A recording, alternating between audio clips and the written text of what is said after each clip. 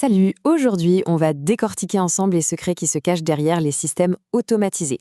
Vous allez voir, on va plonger dans cet univers pour que tout devienne super clair. C'est parti? On commence avec une question toute simple.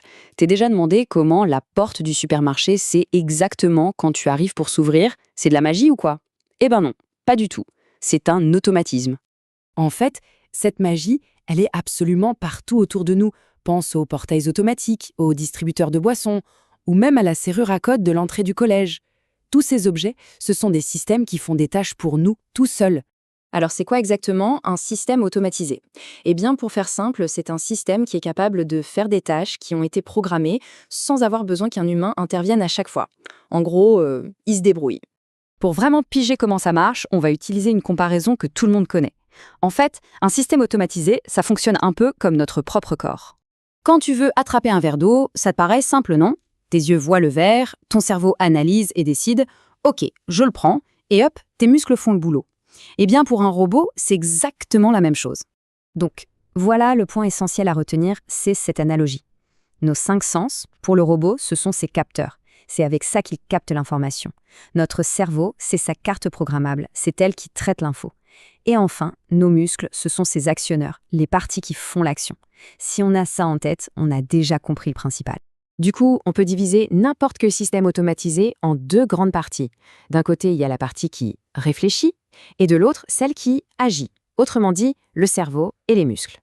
Et voilà comment on les appelle officiellement. On a d'abord la chaîne d'information, souvent en bleu sur les schémas.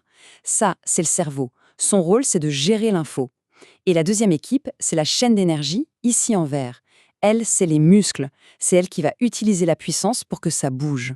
Faisons un petit zoom sur la chaîne d'information, l'équipe cerveau. Elle fonctionne en 3 étapes super logiques. D'abord, elle doit acquérir, ça veut dire capter ce qui se passe autour grâce au capteur. Ensuite, elle va traiter. Là, la carte programmable analyse tout ça et prend une décision. Et pour finir, elle doit communiquer. Elle envoie un ordre à la deuxième équipe.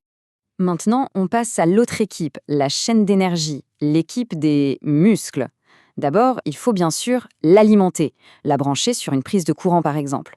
Ensuite, il faut distribuer cette énergie. C'est un peu comme ouvrir un robinet pour la laisser passer. Après ça, on doit convertir. C'est là qu'un moteur va transformer l'électricité en mouvement. Et enfin, il faut transmettre ce mouvement, par exemple avec des engrenages, pour réaliser l'action qu'on voulait.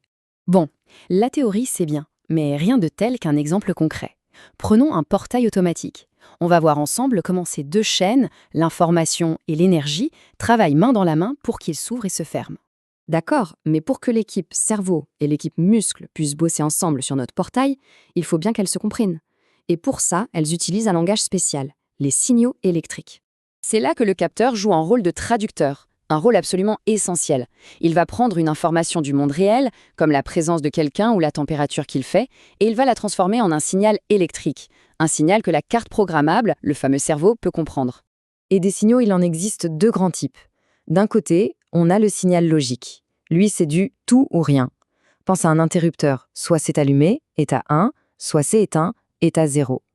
Et de l'autre côté, on a le signal analogique. Lui, il peut prendre plein de valeurs différentes. C'est comme le bouton de volume de ton téléphone. Tu peux le mettre plus ou moins fort. Visuellement, un signal logique, ça ressemble à ça, à des créneaux. C'est un signal carré, très simple. Soit il est à un niveau haut, ce qui veut dire on, vrai ou 1. Soit il est à un niveau bas, ce qui veut dire off, faux ou 0. C'est un langage binaire, super direct. Comme ça, la machine ne peut pas se tromper. Et voilà, maintenant on a vraiment toutes les pièces du puzzle en main. Il est temps de tout rassembler, de s'assurer que toutes ces idées sont bien en place. Allez, c'est la dernière ligne droite pour que tout soit parfaitement clair. Regarde bien ce schéma du portail. Il résume parfaitement tout ce qu'on vient de dire.